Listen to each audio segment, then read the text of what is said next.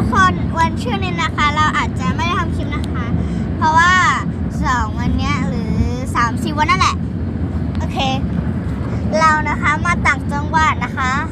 มาภาคอีสานจังหวัดอะไรจังหวัดโคราชนะคะเดี๋ยวให้ดูภูเขาแล้วกันนะคะเดี๋ยวให้ดูเลยแป๊บนึงนะนี่เห็นภูเขามันบังเห็นไหมรถอาจจะเคลื่อนนิดหน่อยนะครับโอ้โหเลิศอ่ะเธอคือภูเขามันยาวมากนี่